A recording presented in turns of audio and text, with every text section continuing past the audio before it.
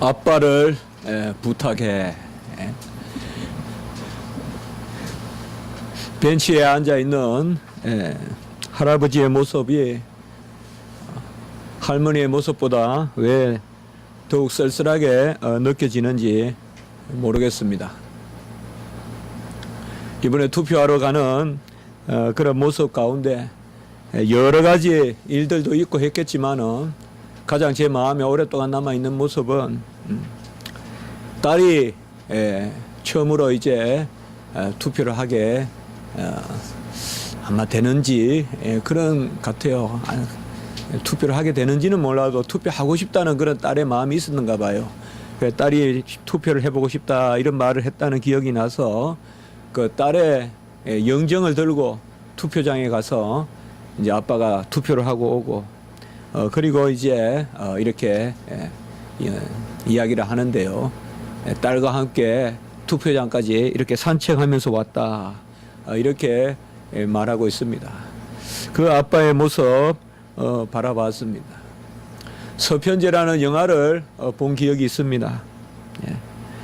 딸과 어미는 한 어머니는 어디 갔는지 없고 도망을 치고 없고 또 그 동생은 또 그 셋째를 낳다가 또 죽게 되죠. 그런 기구한 그런 가운데서 배달은 누나와 송아라는 그 누나와 또 동호라는 그 동생. 그러니까 누나는 창을 잘해서 판소리를 하고 동생은 이제 북잡이가 돼서 북을 치는. 이제 아버지가 이 둘을 데리고 다니면서 정말 폐가 흉가 그런 버려진 집에만 돌아다니면서 이 자녀를 키우죠. 그래서 딸을 어쨌든 소리꾼으로 만들려고 그렇게 합니다.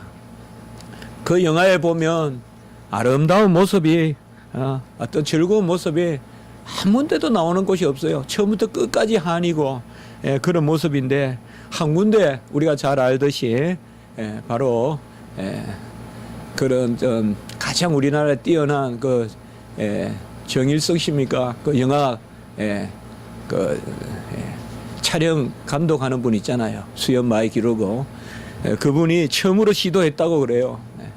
딱 카메라로 움직이지 않고 저쪽 길에서 계속 이렇게 걸어오면서 이제 아리아리요 아라리요 그러면서 이 세 가족이 아들은 북을 치고 아버지와 딸은 이제 그야말로 창으로 입을 맞추고 그러면서 그냥 저 멀리서 등장했다가 그냥 그 화면은 고정되어 있고 그냥 페이드아웃 해요. 그냥 사라지고 맙니다.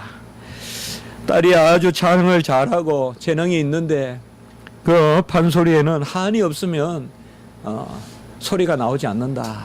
그래서 너는 아무리 그래도 한이 안 미친다. 한이 뭔가요, 한이? 엄마도 없고 또 그리고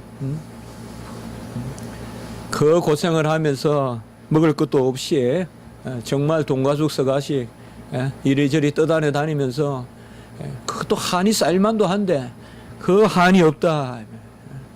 그렇게 살면 정말 한은 뭔가 우리나라에서 말하는 한은 어떤 분노라든지 또 사무치는 어떤 그러한 적개심이라든지 또 쓰라림이라든지 이런 것도 또 다른가 봐요.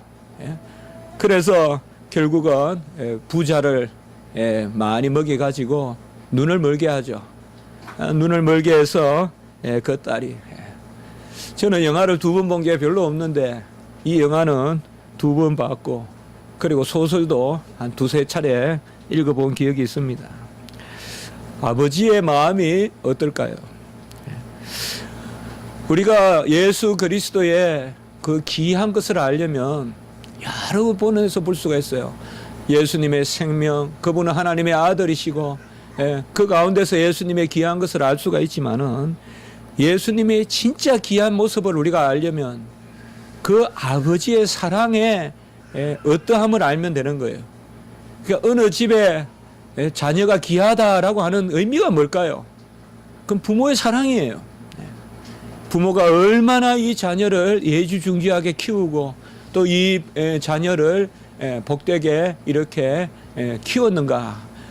그래서 사실상 우리는 예수 그리스도의 그 귀하심을 알려면 또 그의 죽음이 얼마나 값진 것을 알려면 그 아버지가 얼마나 이 예수를 사랑하셨고 이 예수 그리스도를 귀하게 여기셨는가. 그야말로 아빠를 부탁해 그 마음으로 우리가 좀 바라볼 필요가 있다. 우리는 예수의 공로를 이야기할 때 성부 하나님의 그러한 사랑은 잘 까먹기가 쉽습니다. 오늘은 보면 16절 17절에 보면 하나님이 세상을 이처럼 사랑하사 17절에는 하나님이 그 아들을 세상에 보내신 것은 전에 우리가 말씀을 나누었죠. 성경에서 하나님이라고 불쑥 나오면 삼위일체 하나님이요. 하나님이 성자나 성령과 관계를 맺고 있으면 그때 하나님은 성부로 봐야 된다. 오늘 여기에는 보면 16절에도 보면 독생자가 나오고 또한 17절에도 보면 아들이 나오니까 아들 관계를 맺고 있으니까 여기 하나님은 성부 하나님이죠. 그래서 성부 하나님이 세상을 이처럼 사랑하사 독자 곧 독생자 아들을 주셨으니 그리고 17절도 성부 하나님이 곧 아버지가 그 아들을 보내신 것은 이렇게 해석이 되겠습니다. 십자가에 대한 가장 중요한 예표는 바로 창세기에 나오는 아브라함이 이삭을 모리아산에서 바친 것이죠. 이삭은 예수 그리스도의 예표입니다. 그는 친히 장작을 지고 우리 주님이 십자가를 지고 올라갔듯이 이삭도 장작을 지고 올라가고 우리 주님이 그 십자가 나무에 못 박혀 죽으셨듯이 이삭도 그 돌로 쌓은 제단 위에 나무를 펼쳐놓고 그 나무에 누웠죠. 바로 장작 위에 이삭도 누웠으니 이삭도 그 박히는 나무의 감각을 다 느꼈겠죠. 그리고 이삭도 칼을 받았고 우리 주님도 창을 찔린 것을 보면 이삭은 철저히 바로 우리 주님에 대한 예표가 되겠습니다. 그러나 이러한 의미적으로는 이삭이 우리 주님을 예표한 것이지만은 분명히 창세기에서 아브라함이 이삭을 바친 것의 그 주제는 뭐냐? 아브라함에게 있습니다. 이삭의 순종도 중요하지만은 아브라함의 순종, 특별히 아브라함이 아들을 바친 그 순종에 바로 창세기 이 말씀에 핵심이 있는 것입니다. 그래야 황급히 천사가 나타나서 말리면서 천사가 세 가지를 이야기하는데 첫째로 아브라함아 네가 독자라도 아끼지 아니하였다라고 이렇게 말합니다. 바로 독생자 예수를 아끼지 아니하시는 그런 하나님과 같이 독자라도 아끼지 아니하였다.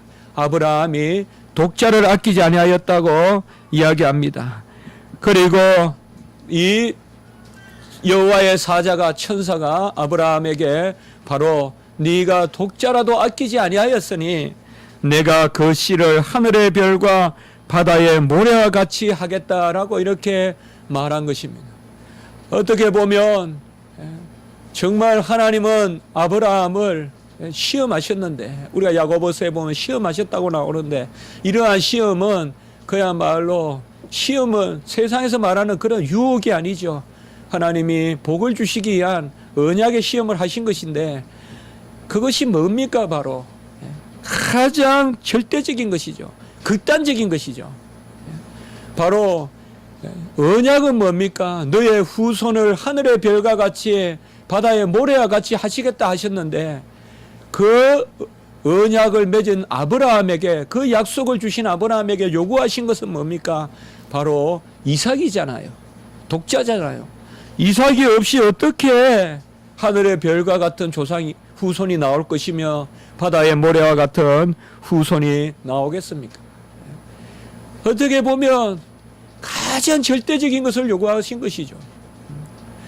어떻게 보면 이율배반적이죠. 이성적으로 생각하면 하나님은 분명히 후손을 바다의 모래와 같이 또한 별과 같이 준다고 하시고 분명히 언약의 자녀로 약속하셔서 찾아오셔서 아브라함에게도 말씀하시고 사라에게도 말씀하셔서 이삭을 분명히 언약의 후손으로 주셨단 말이죠.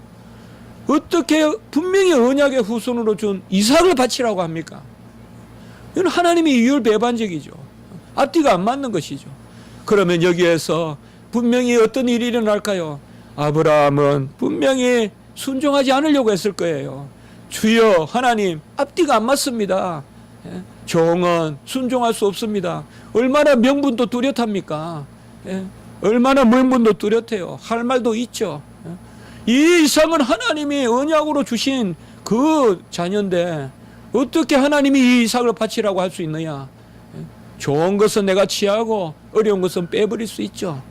그러나 아브라함은 그의 이성으로는 앞뒤가 안 맞지만은 하나님을 믿어서 바로 이삭을 바치게 되죠. 그 이삭을 바치는데 바로 하나님이 여호와 일의 수장을 준비하시고 하나님의 산에서 친히 준비하셔서 여호와 일의 수양을 준비하시죠. 결국은 이 수양이 뭡니까? 바로 예수 그리스도를 뜻하는 것이죠. 세상 죄를 지고 가는 하나님의 어린 양, 이 예수 그리스도야말로 아브라함의 후손, 영적 후손, 바로 언약의 후손, 모든 만국에 믿는 백성들이 하늘의 별과 바다의 모래와 같이 되게 하는 유일한 길이죠. 예수님이 없이는 이 길이 있을 수가 없죠. 그러니 이 아브라함의 역사를 통하여서, 아브라함의 순종을 통하여서 하나님은 무엇을 보여주셨느냐? 바로 하나님 아버지의 마음을 보여주셨고 하나님께서 그 언약을 이루시는 질서를 보여주신 것입니다. 우리는 이 아브라함의 순종을 야고보서와 히브리서를 통하여서 읽어볼 수가 있습니다. 야고보 사도는 바로 아브라함의 이 순종을 들어서 행함이 없는 믿음은 죽은 것이다 라고 이렇게 말하고, 야고보서 2장 22절에 보면 믿음이 그의 행함과 함께 일하고 행함으로 믿음이 온전하게 되었다라고 이렇게 말하는 것입니다. 사실상 아브라함의 행함으로 믿음이 온전하게 되었다라는 말은 아브라함의 믿음이 행함을 포함하고 있다, 행함의 열매를 포함하고 있다라고 이렇게 보아서 무방할 것입니다. 하나님이 우리에게 믿음을 주실 때는 여러분들 행함의 그늘에 믿음을 가두지 말고 믿음의 그늘에 행함을 두십시오. 우리가 믿음의 눈으로, 영적인 눈으로 내 믿음이 나무와 같아야 되고 그 밑에 행함이 있어야 돼요. 내 행함이 있고 그 밑에 믿음이 거하면 안 돼요.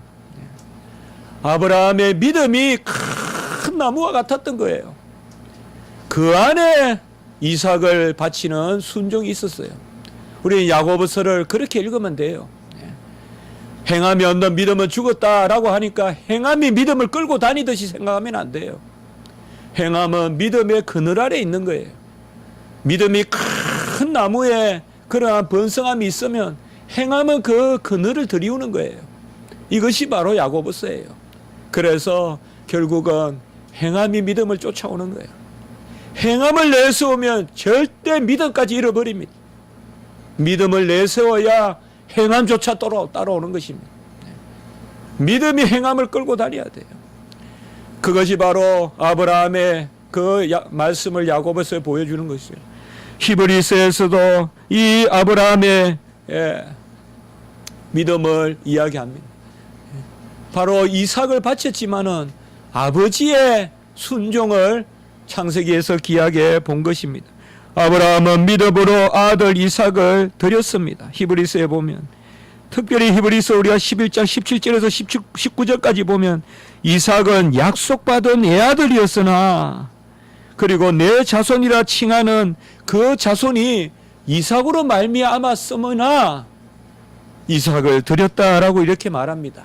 무슨 말인가 하면 바로 하나님이 아브라함에게 약속하신 후손은 분명히 이삭으로 말미암은데 그 이삭을 드렸다는 거예요. 한마디로 하나님 우리 집에 나무를 주셨어요. 감사합니다. 감사합니다. 사과나무 주셔서 감사합니다. 예? 우리가 열매를 달라고 하니까 그래 내가 너에게 사과 열매를 많이 주겠다 하시고는 사과나무를 주셨는데 하나님이 너 사과나무 그거 뽑아서 그냥 어떻게 하거라. 그건 앞뒤가 말이 안 맞잖아요. 근데 히브리서 19장에 보면 바로 하나님이 능히 이삭을 죽은 자 가운데서 살리실 줄을 믿은 거예요. 여기에 믿음의 역사가 있는 거예요.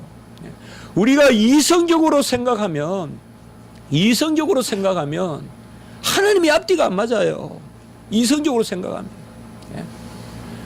분명히 아브라함의 후손에 약속된 씨앗으로 이삭을 주셨어요. 분명히 이삭이라고 했어요. 여호와의 사자가 그렇게 알려줬어요. 그래서 웃었다라고 하면서 이삭이라는 이름을 지었어요. 그런데 이삭을 바치라고 해요. 우리 인생의 생각은 앞뒤가 안 맞아요. 그러나 아브라함의 믿음은 이 너머를 바라본 거예요. 이삭을 죽이더라도 살릴 거라고 생각한 거예요. 이삭을 죽이더라도 하나님이 다시 살릴 것이다. 이게 바로 이성을 뛰어넘어가는 신앙이에요. 이성은 이삭이 죽고 나면 어떻게 후손이 있느냐? 하나님이 이렇게 명령하실 리가 있느냐? 하나님이 어떻게 바다로 이스라엘 백성을 가나안 복지 땅에 인도한다 해놓고는 어찌 바다로 들어가라 하냐 이 말. 홍해로 이스라엘 백성을 살린다고 해놓고는 어떻게 죽으라고 바다로 들어가고 바다로 내몰고 계시냐 이 말이에요. 그러나 생각지도 않았던 일들이 일어나는 거예요. 바다가 갈라지는 거예요. 이삭을 살린다는 거예요. 결국은 부활의 그 역사를 믿는 것이죠. 그래야 히브리서 11장 19절에는 비유컨대 그를 죽은 자 가운데서 도로 받은 것이니라 라고 이렇게 이야기합니다. 저는 신학교에서 가르칩니다. 많은 경우에 보면 이성적으로 앞뒤가 안 맞는 그런 말씀들이 많습니다. 그것만 헤아리면 성경이 어렵습니다. 그런데 분명한 것은 그 너머가 있는 것입니다. 이성적으로는 앞뒤가 안 맞지만은 하나님은 부활을 준비하시잖아요. 부활의 권능이 있잖아요. 이성적으로는 앞뒤가 안 맞지만은 하나님은 홍해를 가르시잖아요. 그러니 우리 성도님들께서 신앙생활 할 때는 무조건 하나님의 음성을 그대로 다 들으세요. 하나님의 음성은 A와 B와 C가 D가 모순되게 들리는 것 같아도 그대로 다 아멘 아멘 아멘 하시면 거기 부활의 역사도 일어나고 여리고도 무너지고 홍해도 갈라지고 합니다. 우리 성도님들은 여러 가지 많은 일을 한다고 못한다 하지 마세요. 저는 믿음 없지만은 한 가지는 확신해요. 하나님이 일을 맡길 때는 다른 일을 더 잘하게 하시려고 맡기는 거예요. 일을 많이 맡길 때는 전부 다 더 많이 하게 하시려고, 합력해서 더 낫게 하시려고 하시는 거예요. 많이 체험했어요. 그러니 우리가 예배 드리면 시간이 없어서 공부 못한다. 앞뒤가 안 맞는 이야기예요. 우리가 주를 위해서 찬미하고 기도하면 시간이 없어서 공부 못한다. 앞뒤가 안 맞아요. 이건 아예 하나님의 능력을 무시하고 하는 이야기예요. 루터는 가장 어렵고 힘든 일이 있을 때 뭐 할 거냐, 가장 급한 일이 있을 때, 시간이 없을 때 뭘 할 거냐 루터에게 물었을 때 1시간 더 기도할 거라고 이야기했어요. 같이 합니다. 시간이 없으면 더욱 시간을 내서 기도한다. 이게 하나님의 역사예요. 아들이 없으면 아들을 바치라고 하고, 아들이 없으면 거기에서 아들이 무백성이 생기는 거예요. 그게 바로 부활의 역사인 것이에요. 하나님은 이 아브라함의 믿음을 통하여서, 하나님은 바로 우리에게 성부 하나님, 우리 하늘에 계신 아버지의 마음을 보여주시는 거예요. 아들을 주시지만은 다시 아들을 살려내시는 그 하나님 수준에서의, 하나님 편에서의 놀라운 능력을 보여주시는 것이에요. 하나님이 손이 짧지 않습니다. 하나님의 권능이 부족하지 않습니다. 하나님의 사랑이 모자라지 않습니다. 우리의 믿음이 부족한 것입니다. 하나님은 바로 우리를 통하여서 그 아버지의 사랑을 보이는데 기적적인 은혜로 그 아버지의 사랑을 보이는 것입니다. 이삭의 제물이 십자가의 예수 그리스도의 죽음을 의미한다면 아브라함의 믿음은 성부 하나님의 믿음. 성부 하나님의 믿음은 말이 그렇죠. 그러니 여기서는 우리가 이럴 때는 믿음이라 하지 않고 신실함이라고 이야기합니다. 그래서 아브라함의 모습을 통하여서 우리는 성부 하나님의 신실하심을 바라보게 되는 것입니다. 하나님 아버지의 신실하심을 바라보게 되는 것입니다. 아들의 순종은 아버지의 뜻에 대한 그러한 복종입니다. 예수 그리스도의 순종을 아시려면 아버지의 뜻을 알아야 됩니다. 우리는 십자가의 예수를 바라보려면 하늘에 계신 아버지의 뜻을 알아야 됩니다. 그 아버지의 뜻에 순종한 것이 아들의 바로 공로인 것입니다. 요한복음 6장 38절에 내가 하늘에서 내려온 것은 내 뜻을 행하려 함이 아니요 나를 보내신 이의 뜻을 행하려 함이라. 나를 보내신 이가 누굴까요? 그것이 바로 요한복음 6장 40절에 내 아버지의 뜻이다 라고 이렇게 이야기했어요.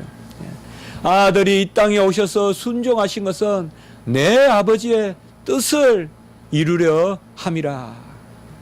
결국 아버지의 뜻이 예수 그리스도의 죽음의 의미예요. 그 아버지의 뜻, 그것이 바로 오늘 16절에 하나님이 세상을 이처럼 사랑하사, 성부 하나님이 세상을 이처럼 사랑하사, 17절에 하나님이 아들을 보내신 것은 심판하려 하심이 아니요 세상을 구원하려 하심이라. 이것이 바로 아버지의 뜻인 것입니다. 아들은 보내신 분 아버지의 뜻을 이루기 위하여 이 땅에 오신 것입니다. 아들은 이 땅에 오셔서 내 뜻을 성취한다 하지 않았습니다. 아들은 아버지가 보는 것을 내가 보고 아버지의 말씀을 내가 전하고 아버지를 믿는 자는 나를 믿고 나를 믿는 자는 아버지를 믿는다고 했습니다. 철저히 아들은 아버지께 순종하면서 아버지의 뜻을 이루신 것입니다. 그리하여서 히브리서 3장 1절은 우리가 믿는 도리의 사도라고 예수님을 불렸습니다. 예수님도 보냄받은 분이시다. 사도라는 말은 보냄을 받았다라는 그러한 의미입니다. 우리는 아버지의 뜻에 대해서 깊은 묵상을 해야 됩니다. 어떻게 보면 요한복음이나 이런 말씀에 보면 바로 아버지, 우리가 복음서에 보면 그렇죠. 이는 내 사랑하는 아들이요 내 기뻐하는 자다. 가장 중요한 일이 있을 때, 사실상 성육시 때 그러한 찬송이 울려 퍼졌어요. 사실 성육시 때 마리아를 통하여서 고백하게 하시고 시몬을 통하여서 또 그러한 노래를 들려주셨어요. 그리고 세례 받으실 때, 세례가 뭡니까? 바로 주님께서 우리의 죄인의 자리에 서는 거죠. 그때도 이는 내 사랑하는 아들이요 내 기뻐하는 자다. 그리고 변화산에서도 주님의 참모습을 보여주실 때도 이는 내 사랑하는 아들이요 내 기뻐하는 자. 정말 하늘에 계신 아버지는 아들을 금이야 오기야, 중요할 때마다 나실 때도 세례 받으실 때도 그의 모습을 보이실 때도 이는 내 사랑하는 아들이요 내 기뻐하는 자다라고 하면서 그 아들을 보듬는 것입니다. 예수님이 죄인의 자리에 설 때 세례 받으신 것은 바로 우리의 죄를 전가받아 가시는 거거든요. 바로 죄인이 아니신 예수님이 죄인의 자리에 설 때 이는 내 사랑하는 아들이요. 계속 보면 성부 하나님은 아들을 사랑하세요. 그 사랑 가운데서 엘리 엘리 라마 사랑하다니 바로 아들을 보내시는 것입니다. 아들을 보내셔서 아들을 죽기까지 십자가에 내 보내시는 것입니다. 주시는 것입니다. 이것이 뭐냐? 아버지의 뜻인 것입니다. 성부 하나님의 뜻인 것입니다. 하나님이 세상을 이처럼 사랑하사 성부 하나님이 세상을 이처럼 사랑하사 독생자를 주셨으니 이는 그를 믿는 자마다 멸망하지 않고 영생을 얻게 하려 함이라. 여기에 우리를 향한 구원의 동기와 아버지의 뜻이 있습니다. 하나님이 세상을 이처럼 사랑하사, 이것이 바로 우리를 구원하신 유일한 동기입니다. 우리를 구원하신 유일한 동기는 세상을 이처럼 사랑하사, 그리고 아버지의 뜻은 뭐냐? 독생자를 주셨으니 그를 믿는 자마다 멸망치 않고 영생을 얻게 하려 함이라. 이것이 바로 아버지의 뜻입니다. 요한복음 3장 16절은 구속의 동기와 아버지의 뜻입니다. 성자는 사실 그 뜻을 이루는 그 주체로만 나타납니다. 곧 창세기에 아브라함이 주인공이듯이 이삭은 그 아브라함의 뜻에 순종하여 제물이 되었던 것과 마찬가지로 오늘 사실 창세기 3장 요한복음 3장 16절과 17절은 성부의 사랑이 주제인 것입니다. 우리는 이 구절을 요절로 삼고 바로 예수 그리스도가 구원의 실체고 진료라고도 하고 좀 어려운 말로는요, 바로 예수님이 구원의 실체, 독생자를 주셨으니, 그리고 믿음이 도구적인 그런 은인이다라고 우리가 그렇게 보지 않습니까? 그러나 오늘 가장 중요한 것은 오늘 말씀에 하나님의 사랑인 것입니다. 우리는 매주 하나님의 사랑과 그리스도의 은혜와 성령의 감동, 감화, 역사, 교통에 대해서 축복 기도합니다. 바로 하나님의 사랑, 이것이 바로 아들의 공로의 뜻이 되는 것입니다. 요한일서 4장 10절에 보면 사랑은 여기 있으니 우리가 하나님을 사랑한 것이 아니요 하나님이 우리를 사랑하사 우리 죄를 속하기 위하여 화목제물로 그 아들을 보내셨습니다 라고 이렇게 말합니다. 여기도 화목제물로 아들을 보내셨으니 여기에 하나님은 성부 하나님이다, 이렇게 우리가 보면 되겠습니다. 여러분, 성자 하나님은 값을 치르고 우리를 위하여 대신 죽으셨지만 우리의 믿음은 그 아들만 믿는 것이지만은 그 아들을 믿는 믿음의 뜻이 뭐냐 이 말이에요. 바로 아버지의 사랑인 것입니다. 그 아버지의 사랑에 거할 때 우리는 아들의 십자가를 평화롭게 바라볼 수 있는 것입니다. 아버지의 사랑 가운데 아들의 십자가가 있기 때문에 우리는 그 십자가를 평화 가운데 바라보는 것입니다. 하나님이 먼저 우리를 사랑하셨습니다. 같이 합니다. 하나님이 우리를 먼저 사랑하셨다. 그가 먼저 사랑하시고 무조건 사랑하셨기 때문에 우리의 어떤 모습으로 말미암아 그 사랑은 변하지 않습니다. 우리가 먼저 사랑을 구했고 우리가 먼저 어떤 조건 가운데서 나를 내세워 사랑을 받는 사람이 되었다면 우리의 조건에 따라 우리의 마음의 변화에 따라 내가 먼저 그 사랑을 떠날 수도 있고 또 상대편이 나를 버릴 수도 있지만 하나님이 절대적으로 기뻐하시는 뜻으로 우리를 사랑하셨기 때문에 하나님은 우리를 버리시지도 않고 우리는 이 사랑에서 떠날 수도 없습니다. 여러분, 떠날 수 없습니다. 우리는 절대 한번 건너온 다리를 다시금 구원의 다리를 다시금 되돌릴 수가 없습니다. 하나님은 구원의 다리만큼은 떠나오면 없애버립니다. 다시 옛날로 돌아갈 수 없어요, 여러분.